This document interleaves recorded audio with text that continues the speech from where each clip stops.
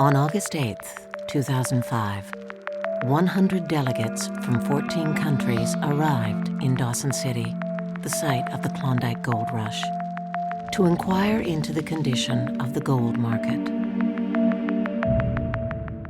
The following is a summary of their findings.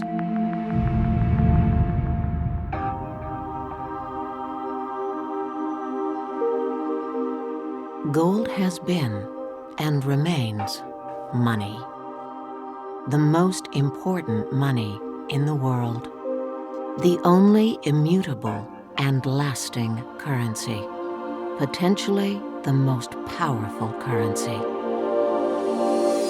The United States military, when it packs the emergency kits of its fighter pilots, does not pack them with US dollars or euros or won or yen or any of the paper currencies.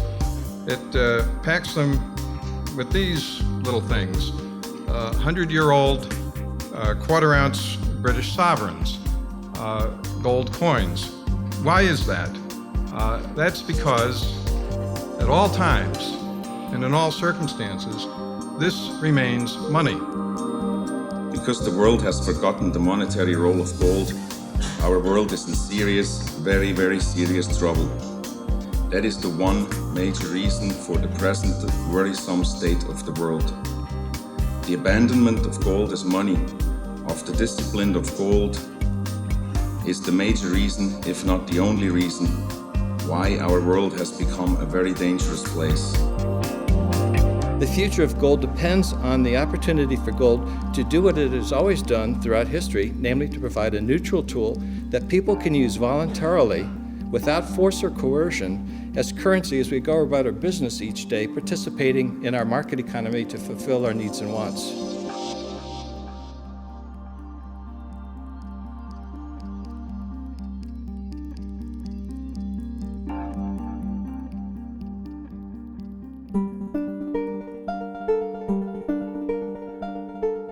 Central banks have collectively suppressed the price of gold by the sometimes open and sometimes surreptitious dishoarding of their gold reserves. You don't spend a lot of time on Wall Street or in the adventure capital end of the private equity business without running across rigged markets. In fact, if there was a price-fixing cartel at work, so much the better. A nimble outsider can make good money busting or riding cartels. But as I got into it, I learned the gold market was not like, say, amino acids or potash. Here, the price of an asset was being suppressed, not supported. And not by users, but by owners. And not for obvious reasons. I'd never run into this pattern before. If you own a lot of something, why run a cartel to keep its price down? When you get a financial crisis, historically gold would respond rapidly. And it would be like a place of protection in a financial crisis. In the last 10 years, the central banks have effectively shown that when there's a real crisis, gold actually goes down. And then it's so blatant, it's a joke. The confounding part about the manipulation of the gold price is that it's so obvious for everyone to recognize. As was mentioned earlier, in the summer of 1998, Fed Chairman Greenspan testified twice before Congress saying central banks shall lease gold in increasing quantity should the price rise. Ever since then, that's exactly what they've been doing. We also know that the central banks have been rigging the gold price for a very simple reason. That is, we know because they and their intermediaries working to suppress the price time and again have told us so. After all, what was the Washington Agreement of September 1999 if not a proclamation of the 15 participating central banks that they were colluding to regulate the gold price? Central bankers are not the only ones in the gold business who acknowledge collusion to control the gold price. The biggest hedger among the gold mining companies, Barrick Gold, has gone so far as to confess in federal court in New Orleans to participation in this scheme. Sued along with its bullion bank, J.P. Morgan Chase, by Blanchard and Company, the New Orleans coin and bullion dealer. Barrick filed a surprisingly candid motion in court on February 28, 2003. Barrick moved for dismissal of Blanchard's lawsuit on grounds of sovereign immunity. That is, Barrick claimed that in borrowing gold from central banks through Morgan Chase, Barrick became the agent for central bank gold policy. That as the agent of central banks, the company could not properly be sued without suing the real parties in interest, the central banks, as well. And that since the central banks, as the agencies of sovereign governments, have immunity and could not be made party to the Blanchard suit, the whole suit should be dismissed. Oleg Mozhaikov, the deputy chairman of the Russian Central Bank, in a speech a year ago to the bullion dealers, cited Gada's work about the suppression of the gold price. And he said, according to their work, if gold were to have kept up with inflation, gold would be between $740 and $750 US. That's the number 2 guy at the Russian Central Bank.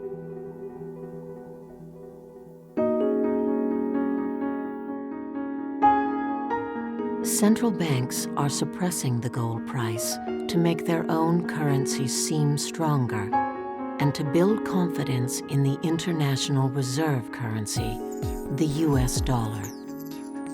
I quickly came in contact with other people who'd homed in on Gada's beacon. They helped me to understand the bigger picture, that gold is money, real money, and as such poses a mortal threat to the fiat dollar-based monetary system.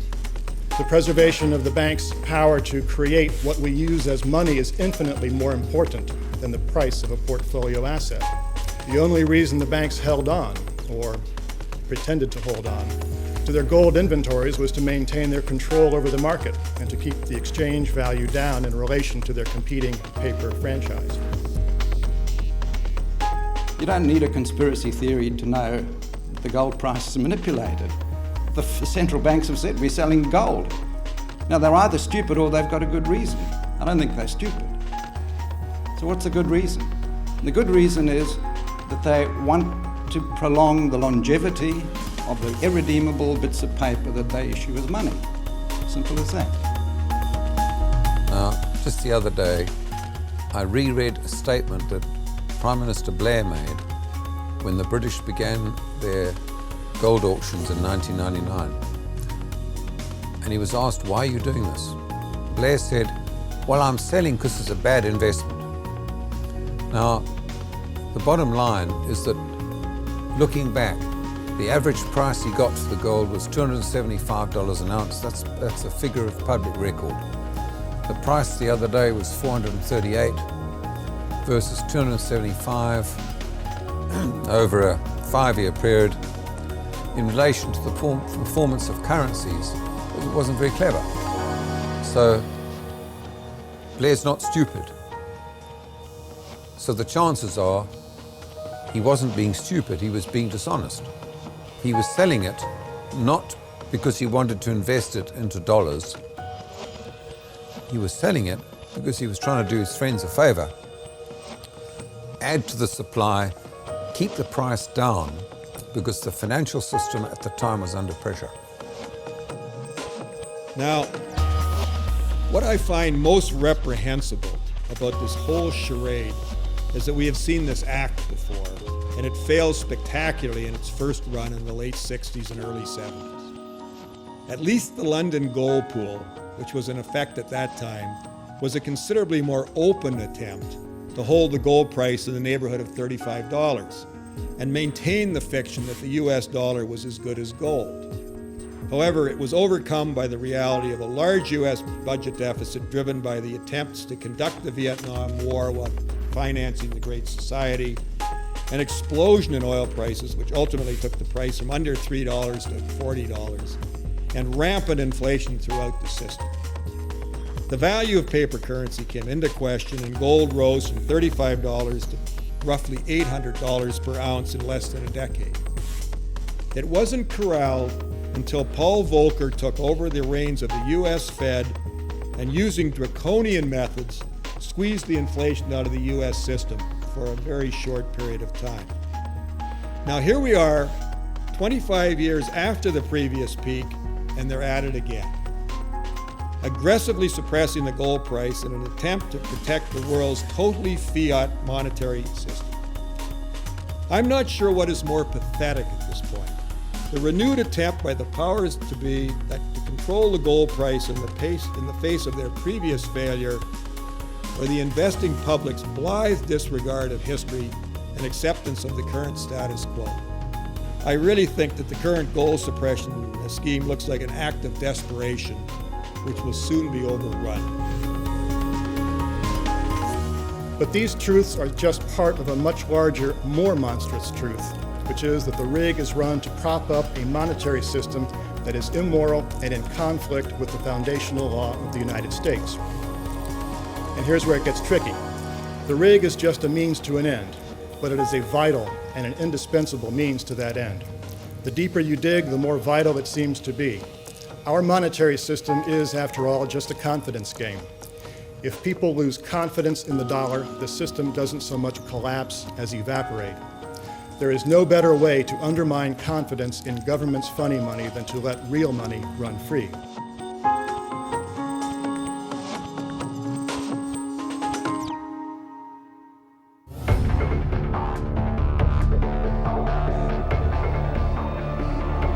Annual gold demand is 1,500 tons above production. The gap is being filled and the price held down by central bank dishoarding. The central banks are accounting for their remaining gold reserves deceptively. The reason the price of gold is hundreds of dollars per ounce below where it should be is because the gold cartel has clandestinely lent out more than 16,000 tons of gold from the coffers of the central banks to keep the price from rising. This means the central banks has less than half the gold they say they have in their vaults. Not only are central banks guilty of disinformation, deception is one of their most frequently used tools. The history of banking is replete with examples that are not just a lack of disclosure, but rather outright deception. To give just but one example, look today how they account for gold loans. They carry gold in the vault and gold out on loan as one line item. In effect, they are saying they are above generally accepted accounting principles and that they can as a result report cash and accounts receivables as one and the same thing. Accounting like that would make even the people at Enron blush. Key in my mind is the fact that a considerable amount of the central bank gold has already been mobilized over the past 10 years in the carry trade business and the ongoing price suppression scheme. And since it cannot be sold a second time, this fact will become the major determinant in the direction of gold prices in the not too distant future. These guys are running out. They cannot get this gold back. They say they've lent it. When you lend something out, you expect to get it back if you're lending it. They can't get it back because at this point in time, demand is more than 1,500 tons greater than supply. The only reason the price isn't going crazy now is because they're surreptitiously taking the central bank gold, giving it to the bullion dealers, and the bullion dealers are putting supply into the market. Once that supply is gone, the price has to go bananas. The central banks have a very serious problem, and that problem is the physical market. The Middle Easterners are buying gold at an extraordinary pace. What this essentially means is that the central banks have a tiger by the ears, because these people out there will not be satisfied with by anything except physical. It's simply a question of when they run out. I mean, demand is clearly on the rise for any number of reasons, but the greatest aspect of it is the monetary nature. I mean, people are beginning to see gold as an alternative to paper currency, so the demand for investment purposes is rising. But this is starting from a situation where the demand for gold generally, for the more conventional uses, jewelry, industrial demand, small bar hoarding in the East, was well ahead of sort of mine supply.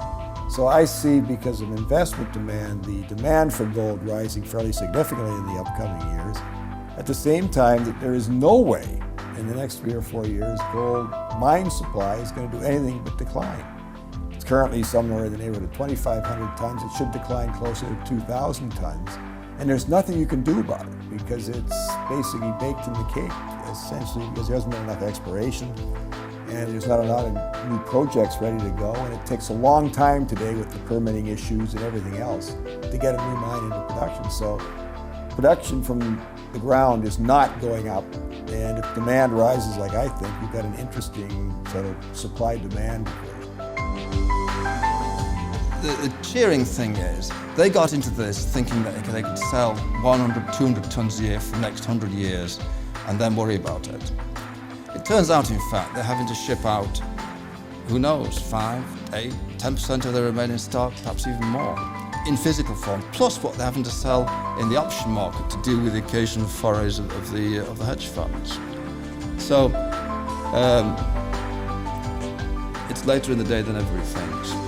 Thank you.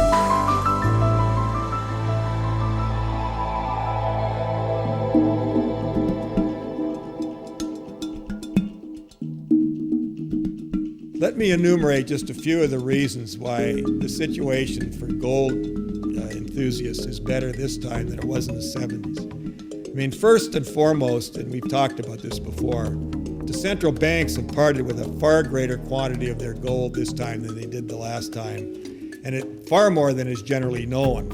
And they've obscured that fact with the bogus accounting endorsed by the IMF.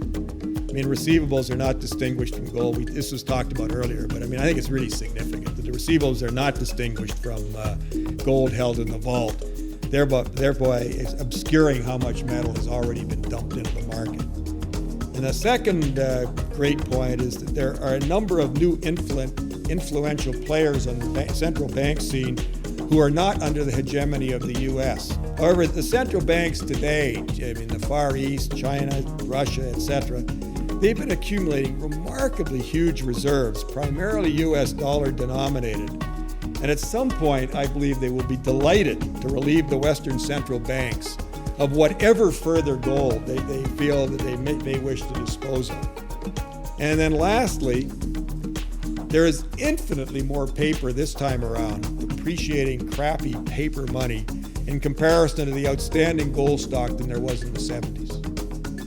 So thus, I would say that despite immense frustration on the part of the gold enthusiasts at this time, and I'm certainly falling into that camp, the people with the real problem are the bears. The fact that this is also abundantly clear to me, as I'm clear as it is to many of you in this room, at a time when the vast majority of society could absolutely care less about the subject, is perhaps the most bullish aspect of all.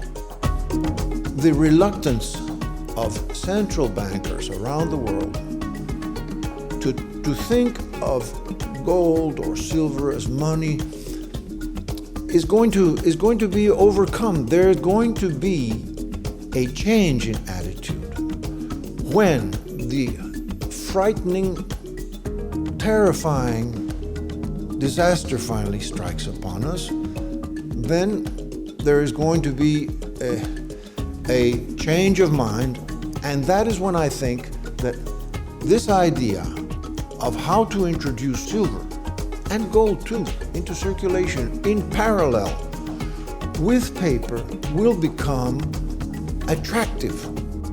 Now, this is the one metric that appeals to my partner Eric Sprott and I, and that is the historical ratio of the price of an ounce of gold in relation to that of a barrel of oil.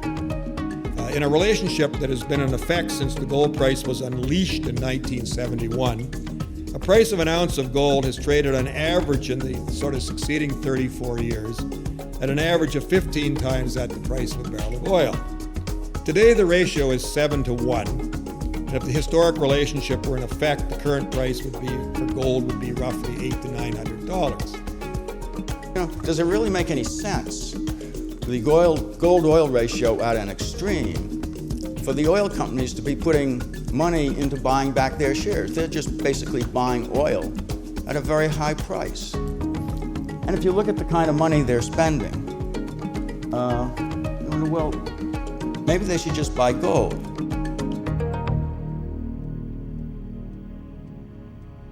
If people think that $400 gold is a lot, it's nothing. The price of gold probably is going to clear $2,000 an ounce before this is all over. So once the gold cartel is exposed, once the light shines upon them, they're done for, because everyone's going to buy up the really small amount of gold that's left.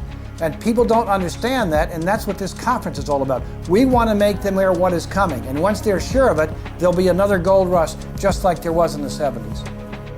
The fact of the matter is that when people in the investment community decide, and whatever it takes to get them to decide, I don't know, but when they do, the central banks would be taken out in the flick of an eyelid.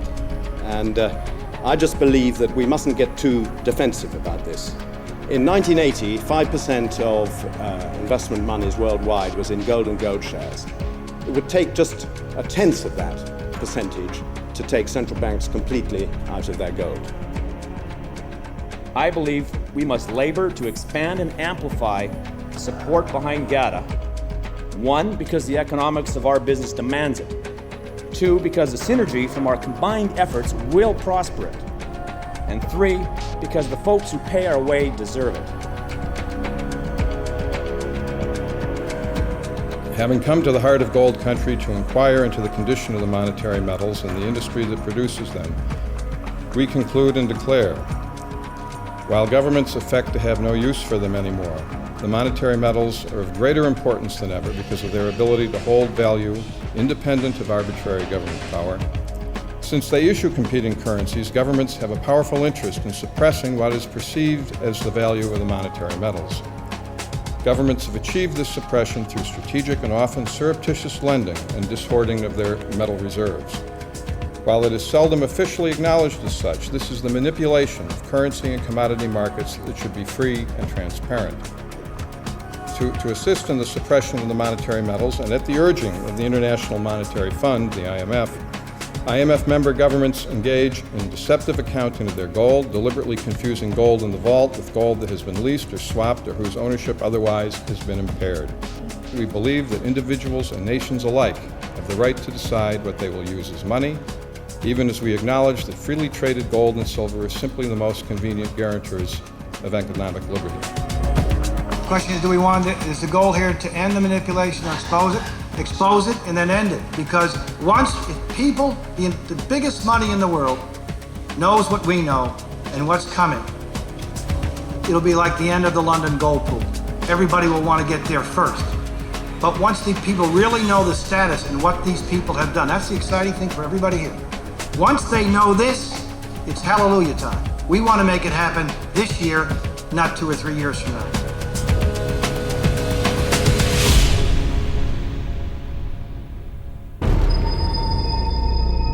June 4th, 2004. Oleg Mozikov, Deputy Chairman of the Central Bank of Russia. Many have heard of the group of economists who came together in the society known as the Gold Antitrust Action Committee. They believe some senior officials have been manipulating the market since 1994. As a result, the price dropped below 300 US an ounce at a time when it should, if it had kept pace with inflation, reached from 740 to 760 US dollars. August 8th, 2005.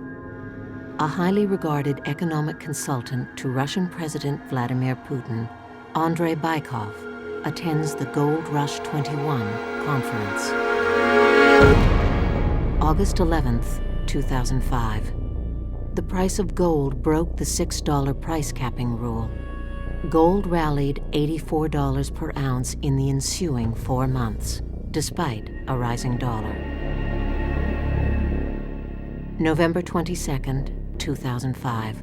Russian President Vladimir Putin. The central bank should review its gold and forex reserves policy in favor of increasing the weighting of gold.